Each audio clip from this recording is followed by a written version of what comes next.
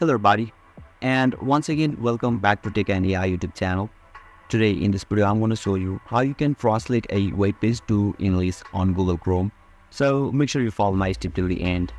First thing first, I assume that you have already opened the Google Chrome app, and now you can see there is a three dot at the top right corner of this browser. So let me click on this three dot, and now you can see there is a translate option, but it is not activated yet.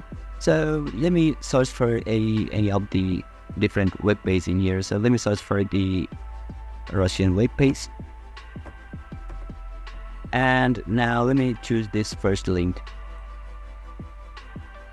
and let's go to the three dot again, and you can see the translate has been activated. So let's click on this translate, and you can see there is a detected language, and you can see there is English language as well. So you simply need to select the English language, and yeah, you'll be able to translate a web page to English language on Google Chrome successfully.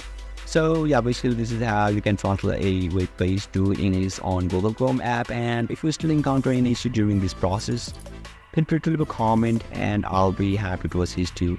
If you found this pretty helpful, please give it a thumbs up. And if you are new to this channel, make sure to hit the subscribe button and set the bell icon to on so that you can stay updated with our latest content.